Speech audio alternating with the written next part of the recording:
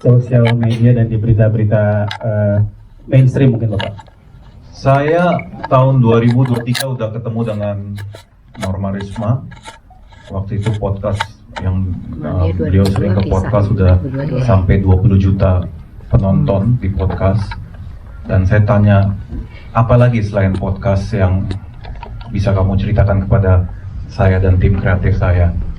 Dan yang membuat saya tertarik bahwa biasanya kasih sayang itu datang dari ibu, datang juga dari ibu ke anak. Tapi ini terbalikannya, anak ke ibu. Sampai sekarang hubungan sampai sekarang Tisa sangat mencintai ibunya. Udah terjadi seperti ini, masih sangat cintai ibunya, masih ingin ajak ibunya untuk umroh. Jadi itu yang membuat saya tertarik, hubungan anak dan ibu gitu. Dan sekarang beliau hanya tinggal bersama bapaknya.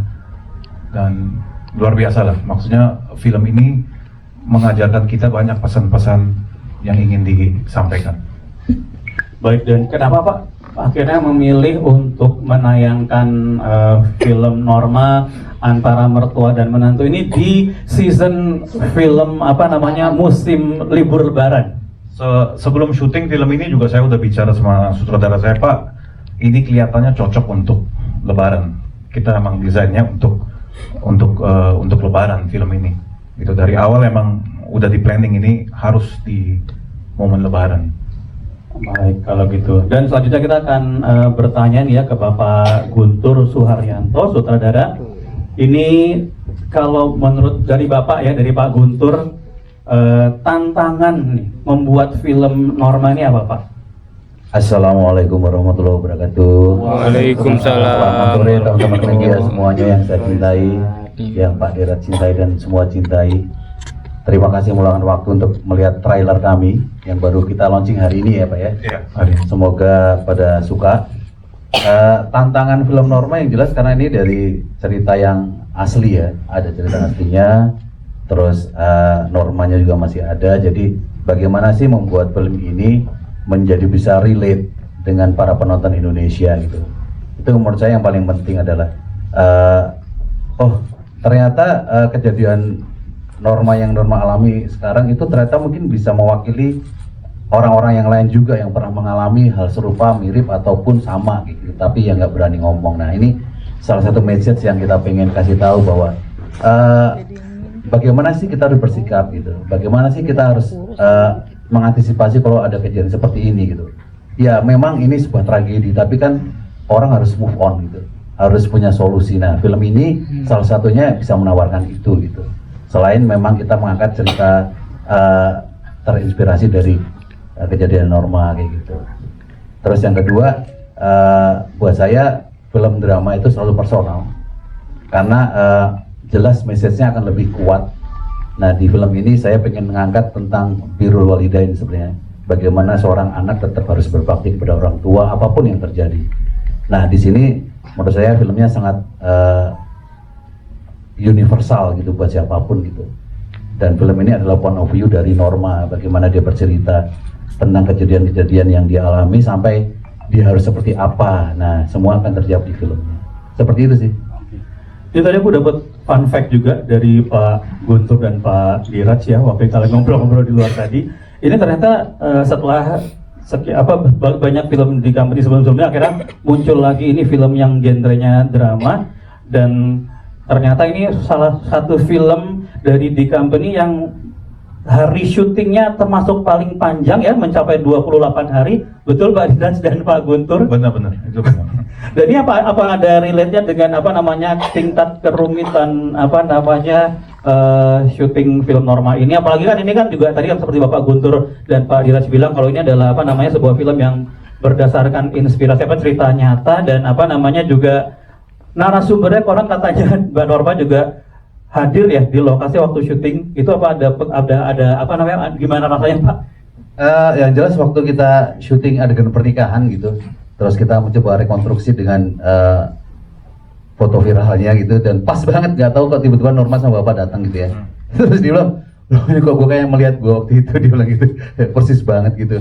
Ya nggak tahu ya, kita mencoba secara jujur untuk memberikan film ini secara value ataupun karakternya semuanya kayak gitu. Jadi semoga ya itu menjadi sebuah hal yang menarik buat film ini kayak gitu.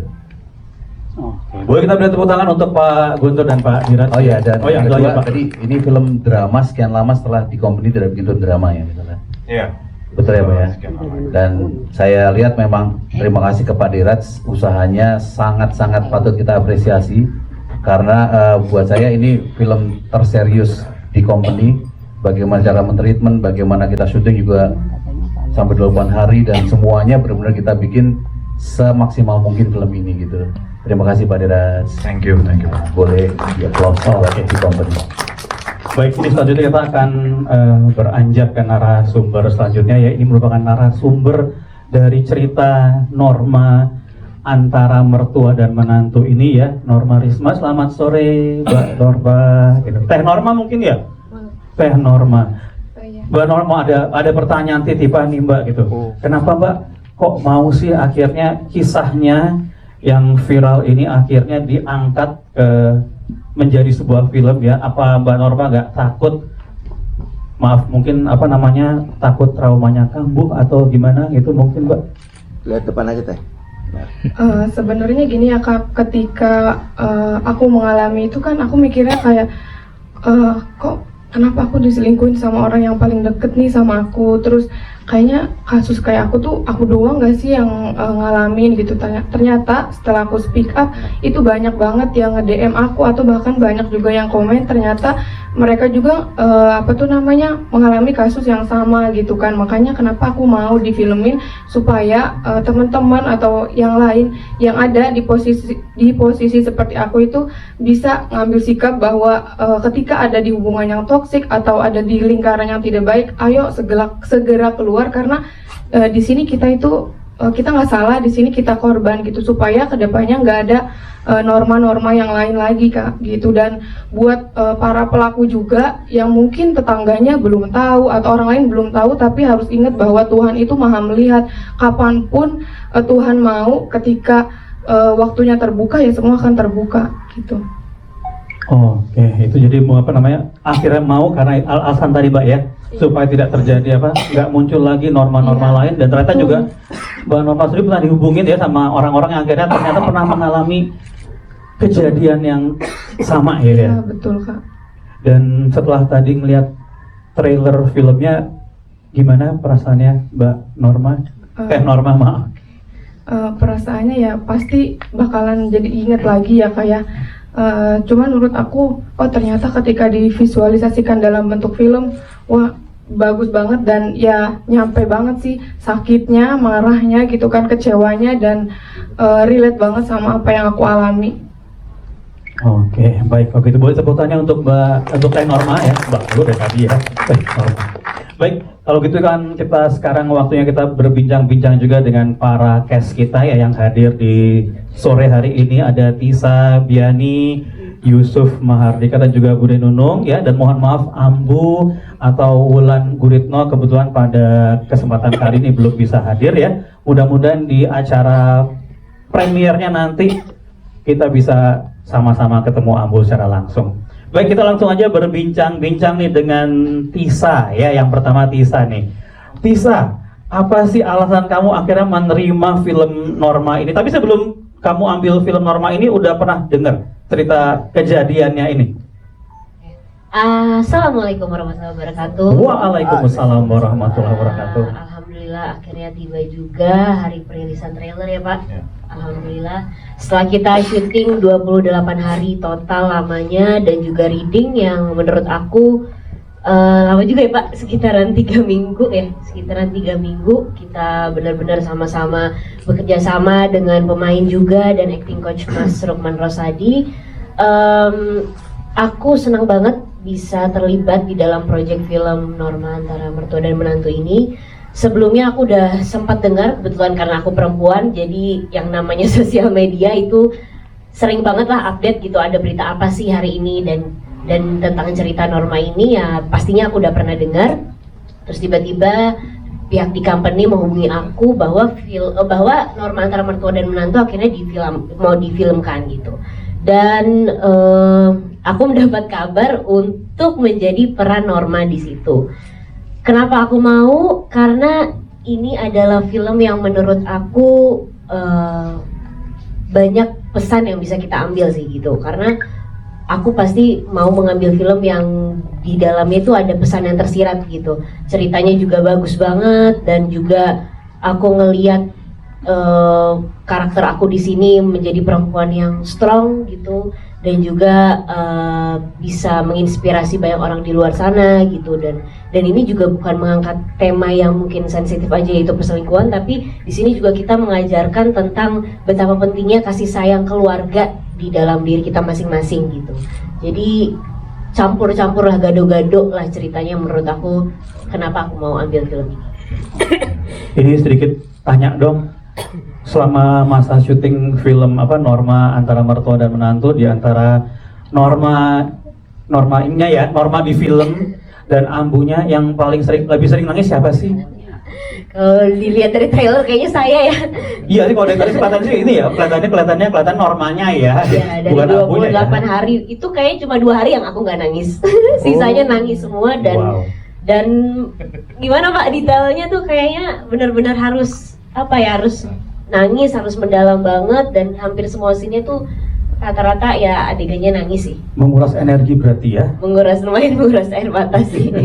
Boleh tepuk tangannya untuk Tisa ya. Dan selanjutnya ini tadi untuk Yusuf ya. Yusuf tadi ada adegan yang kalau bisa dibilang ini banyak Bapak paling banyak dapat komen gitu ya. Ada adegan kamu dan Ambu itu ditimpukin telur ya sama warga ya, sama massa ya. Itu gimana rasanya? Waktu kamu take adegan itu? Dan kalau boleh tahu tuh one take oke kah, atau 1000 take, 100 take mungkin? Ya, assalamualaikum warahmatullahi wabarakatuh. Selamat sore semuanya. Terima kasih yang sudah menyempatkan hadir malam ini. Malam sudah sore ya? Masih sore ya? Masih sore. Kelihatan sama ya. Azan aja belum, Pak. Azan asar belum. Terima kasih sekali lagi. Tadi masalah lempar telur ya. Itu kita kayaknya cuma 1 kali take ya, Pak Tur ya. 1 kali take. Cuman kita emang latihannya lama, 7-8 kali gitu, karena kita melibatkan hampir 100 lebih dari 130 orang di rumah itu, dan shotnya juga dari dalam keluar, dan kita harus bikin itu perfect karena itu dia tadi, banyak orang udah gitu pakai telur nggak bisa diulang, kalau ulang makan waktu banyak lagi. Jadi sebisa mungkin latihan tuh sepenting itu gitu. Kita hampir 7-8 kali, dan pada saat take pun aku juga semoga nggak ada yang salah gitu dari pemainnya, dari treatment kameranya gitu. Dan yang aku rasain juga dilempar telur nggak berasa, mungkin karena lagi into karakternya kali ya, karena adegannya lagi adegan puncak, jadi ya aku coba menikmati emosi karakternya aja gitu. Jadi udah nggak berasa kalau ditimpukin. Mungkin kalau 2 kali dilempar juga masih gak berasa deh kayaknya. Tapi kebetulan untungnya cuma sekali gitu. Berapa jam kalau boleh tahu itu akhirnya dari mulai latihan sampai adegannya selesai? Hampir 3 jam kayaknya untuk ambil satu scene itu. Lumayan makan waktu. Sebenarnya gitu. syutingnya sih seharian satu sekuen itu. Iya ya. Seharian ya. Cuman kalau khusus adegan yang ditimpukin itu memang kita pengen bikin sesuatu yang realis gitu. Gak ada yang fake gitu. Jadi maunya ya timpuk beneran kayak gitu. Alhamdulillah sih teman-teman pemain semuanya benar-benar memberikan semuanya gitu. Silahkan gitu, asal jangan matanya gitu kan. Tapi benar kena kepala semua itu, dan tapi yang lempar tuh udah ditunjuk juga Pak? Iya, kita latihan. Jadi siapa yang melempar, karena kan juga presisi kamera kan kita 2 kamera waktu itu ya. Jadi harus benar-benar presisi sih gitu. Pas. Itu yang susahnya ngedirect crowd kan gitu ya. Apalagi ada adegan kayak gitu tuh kadang ekstra, ada yang ketawa, ada yang ngeliat kamera kayak gitu. Nah itu yang harus dipersiapkan sih. Oke. Gitu. Dan ini selanjutnya untuk Bude Nunung ya. Bude Nunung, ini kan ada adegan Bude Nunung katanya bolak-balik naik tangga sampai akhirnya muntah. Boleh diceritain Bude gimana itu adegannya, ceritanya? Terima kasih, selamat sore, assalamualaikum warahmatullahi wabarakatuh. Waalaikumsalam. Ini pengalaman saya ya, mungkin sekian tahun saya dapat tawaran film bener-bener drama, Dan di sini memang benar-benar sama Mas Guntur saya nggak boleh ngawak sama sekali. Saya gerakin badan aja nggak boleh sama Mas Guntur. Bener-bener saya di sini marah, nangis. Ya memang di sini peran saya hanya sebagai budenya Norma, di mana yang membuka perselingkuhan itu adalah saya. Dan di situ saya menangis, marah, jijik, muak, apa sampai ada adegan saya naik tangga itu sampai saya muntah-muntah. Bener-bener ini pengalaman buat saya, dan ya saya memang belajar banyak ya Mas Guntur di sini ya. Sama Belajar naik motor. Naik motor, bayangin saya sampai belajar naik motor sampai jebur got. Belajar naik motor, saya harus naik motor hujan-hujanan. Pokoknya banyak banget pengalaman yang saya dapat di film Norma ini. Makanya pada saat saya dapat tawaran itu kan suami saya, ini ada tawaran film, tapi aku pikir pasti komedi lah, kalau saya nggak mungkin ditawarin. Tapi dramanya gimana? Ini kisah nyata gini. Aduh, kok langsung saya, iya saya mau. Ya udah, akhirnya saya jalanin dan saya ya gimana Mas saya di sini Norma. Sebenarnya kan ini film drama gitu, dan drama yang tragedi gitu. Cuman kita pengen membuat sesuatu tuh yang tampak realis dan light gitu. Kebetulan memang secara realnya kan memang ada keluarganya Norma asli yang akhirnya ngegap ya gitu istilahnya gitu. Karena ini diwakili sama Budi Nunung ini. Budi Nunung serius aja kita bikin ketawa gitu misalnya. Jadi film ini bukan film komedi, saya bilang orang yang lucu, tapi penonton bisa ketawa dengan apa yang nanti disampaikan di actingnya. Pokoknya Mbak Nunung itu nggak boleh lucu tapi penonton ketawa. Coba gimana? Saya gerakin badan gini aja, nggak boleh Mbak, jangan bergerak badannya. Terus gimana? Nggak gerak, marah, pokoknya marah gitu. Tapi ya alhamdulillah ya Mas, lancar ya Mas. Bagus ya, Saya juga selalu minta arahan Mas Guntur, terus Mas siapa? Mas Rosa. Itu saya minta arahan, terus gimana saya dan saya mengalami merasakan baru kali ini reading itu kayak gini. Kalau dulu kan nggak setiap dapat tawaran komedi ya udah syuting gitu aja. Ini yang reading, yang harus latihan, ini pengalaman banget buat saya. Mudah-mudahan nanti ada tawaran selanjutnya ya Pak. Amin. Terima kasih. Boleh tepuk tangannya untuk Budi Nunung ya. Baik, kalau gitu kita akan langsung aja kita buka sesi tanya jawab ya untuk teman-teman media, dan kita akan persilahkan satu orang penanya boleh memberikan pertanyaan maksimal, maaf karena ini waktunya terbatas ya, satu penanya 2 pertanyaan, dan silakan disebutkan nama, asal media, dan ditujukan ke siapa maksud kami. Silakan. Saya Wayan dari liputan6.com. Yang pertama buat Pak Diraj, terkait pemilihan Tisa Biani, Wulan Guritno dan juga Yusuf Mahendra, apakah ada pertimbangan terkait kemiripan visi? Karena memang ini kisah nyata dan orangnya masih ada di kehidupan nyata seperti itu. Yang kedua untuk Tisa, seperti apa pencarian kamu untuk menemukan karakter Norma Prisma di versi layar lebar? Apakah juga sempat ada diskusi hati ke hati dengan Norma yang asli? Kepo, ngomongin apa aja kalau ada diskusi silakan. Thank you. Untuk Tisa sama Wulan itu udah dari awal, dari pada saat skrip draft 1 saya udah bilang ini harus Tisa dan harus Wulan. Udah nggak ada casting lain, itu udah dari awal.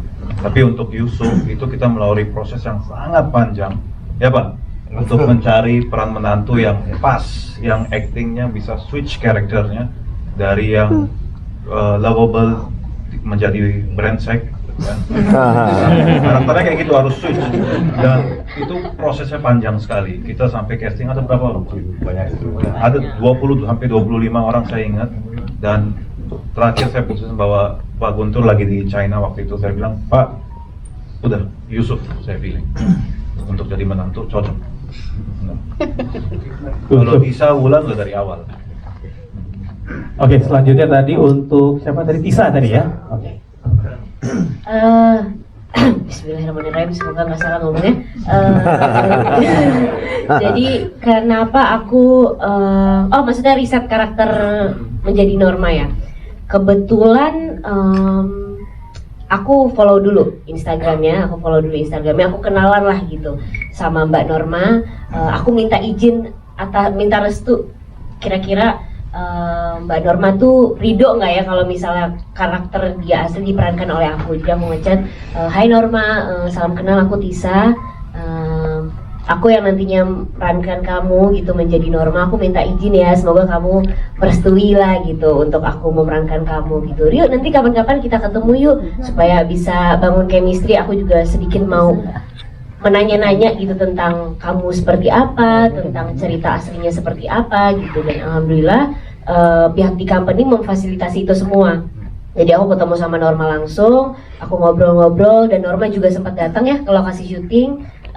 Kita sharing lah gitu dari hati ke hati, bagaimana sih apa yang kamu rasakan gitu. Jadi aku juga melihat gerak-geriknya dia dalam berbicara gitu. Jadi bukan sekedar oh aku memerankan karakter, oh aku dibayar terus aku syuting aja gitu, enggak. Karena aku ngerasa kalau aku say yes untuk sebuah film, aku harus tanggung jawab dan harus profesional mungkin gitu untuk ngejalanin. Dan akhirnya aku tanya-tanya, jadilah yang ada di trailer itu menjadi karakter Normalisme. Semoga Norma nggak kecewa ya sama karakterku. Oke, baik, kalau gitu silakan ada penanya yang lain mungkin yang di belakang pakai putih ya. Terima kasih Pak Supri, salah. Romi dari Pak Supri. Pertama buat Romi. Romi? Iya, my name is Romi. Oh, From Arietta. Buat Pak Produser ya, Pak Kakak, terkait ini saya melihatnya jeli ya, Anda sebagai produser ya gitu, melihat peluang penonton gitu. Biasanya kan kalau setahu saya bikin filmnya horor ya gitu. Nah ini lebih kepada drama misteri. Kira-kira target penontonnya berapa nih gitu yang sebanyak-banyak. Terus buat Mbak Norma, mohon maaf sebelumnya ya. Ini sebenarnya buat konsumsi saya aja sih gitu. Terkait ini kan difilmkan gitu ya. Apakah sudah memikirkan dampaknya nanti? Saya contoh nih ending akhirnya itu seperti apa sih realnya gitu. Apakah kan ini kan seumur hidup nih Mbak Norma ya gitu. Hubungan antara anak dengan orang tua, anak dengan menantu, apakah endingnya sampai ke hukum? Terus bagaimana dengan hubungannya saat ini gitu? Apakah baik-baik saja ataukah udah putus gitu? Namanya orang tua kan dengan anak nggak ada bekasnya gitu ya. Nah apakah dengan adanya terjadi peristiwa ini seperti apa gitu? Saya pengen tahu. Ini buat konsumsi saya, bukan buat konsumsi media ya. Terima kasih. Assalamualaikum warahmatullahi wabarakatuh. Waalaikumsalam. Ya, silakan mungkin Pak Doorstop aja, doorstop. Doorstop aja. Oke, silakan. Target penonton ya kita lihat nanti gimana hari pertama di momen Lebaran ini. Kalau jumlah target saya belum tahu. Mungkin nanti kita lihat gimana performance-nya. Enggak ada. Ini lebih Mungkin dari Mbak Norma mau dijawab. skenario-nya yang horor. Menurut saya skenario ini lebih dari Betul. film horor yang Betul. saya selalu buat. Skenario lebih horor. Iya, lebih. Menantu gaib. Nah, sebutin nggak? Betul agak. Oh iya. Karena udah move on. Untuk kondisi saat ini sih intinya ya namanya anak sama orang tua kan pasti nggak ada bekasnya ya Pak. Dan untuk hubungan aku sama ibuku biar orang terdekatku aja yang tahu, dan mungkin nanti seiring berjalannya waktu ya Pak nanti bakal kelihatan gitu. Tapi intinya sekarang cuma tinggal berdua sama bapak gitu aja sih Pak. Karena yang penting aku tahu aku di sini anak dan yang di sana tetap ibuku. Jadi cukup orang terdekat aja yang tahu. Gitu. Tapi katanya sudah PDKT gitu ya dengan cowok lain. PDKT sama siapa Pak? Calon suami baru maksudnya. Enggak, belum fokus kerja sama kuliah aja dulu. Oke, ya. Salah. Oke, kita masih ada boleh satu pertanyaan lagi ya, masih ada waktu satu lagi, silakan. Cek. Ya, halo. Aku Bayu dari tribunnews.com. Selamat buat di company untuk trailernya. Pertanyaan pertama buat Yusuf Mahardika. Ini film-film sebelumnya kan ada acting sama buaya ya, peluk-pelukan sama buaya. terus di film ini sama Mbak Wulan. Ini pengen tahu nih rasanya pendekatannya gimana, terus kemudian komunikasi lu sama Mbak Wulan Guritno seperti apa, batasan-batasannya yang kalian obrolin tuh gimana? Karena mungkin di trailer belum dilihatin banget ya segimana hubungan antara si menantu dan si mertuanya, tapi sejauh apa kalian berkomunikasi, mungkin ada gugupnya kah diri lu sama Mbak Wulan gitu. Terus kemudian buat Tisa, apa yang akhirnya yang akhirnya bikin lu tuh ngerasa kayak ini peran Norma ini manggil gue banget gitu kan, karena biasanya kan karakter pemain bilang karakter yang manggil pemainnya kan. Nah lu kapan ngerasa kalau ini karakter peran Norma ini manggil gue buat main di film ini? Gitu aja sih. Terima kasih. Oke, silakan dari Yusuf dulu ya. Ya, terima kasih buat pertanyaannya. Kalau buat aku ya sama Mami Wulan tuh, Mami, ya panggilannya di lokasi Mami Wulan soalnya. Aku baru pertama kali kerja bareng sama Mami Wulan, cuman emang kita beberapa kali ketemu paling di acara di premier kayak gitu. Dan awal sih sempet deg-degan ya, karena ya lawan mainnya pemain senior gitu. Aku tumbuh besar nonton film Indonesia ada dia gitu, jadi awal pasti gugup. Cuman pada saat reading pertama ngobrol segala macem, ya Mami Wulan ternyata asik banget gitu. Kita punya apa namanya, punya kesamaan selera musik gitu, terus makanan segala macam. Jadi kita ngobrolnya melalui itu gitu, sampai akhirnya pada saat reading pun berjalan, kita nggak menemukan apa namanya gap dan masalah apapun gitu. Kita selalu ngobrolin adegan-adegan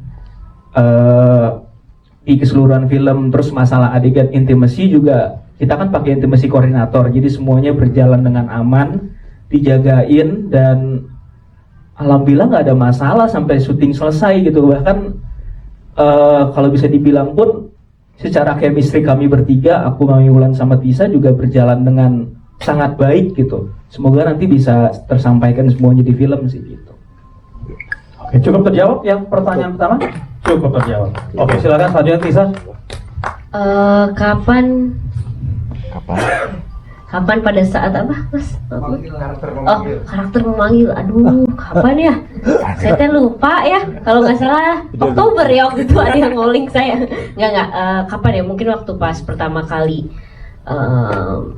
ketemu sama beberapa cast sih gitu. Jadi aku udah percaya gitu bahwa film Norma ini akan menjadi sesuatu yang menurut aku beda gitu dari film-film yang lain yang akan tayang di Lebaran nanti.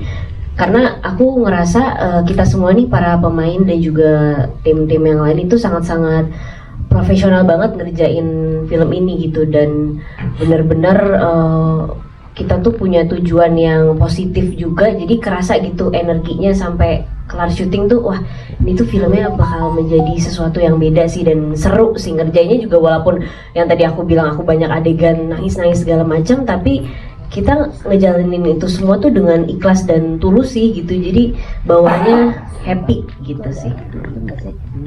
Oke, kalau gitu boleh kita berikan tepuk tangan sekali lagi untuk para cast dan juga para creator kita yang luar biasa ya, Bapak Diraj Kalwani dan juga tentu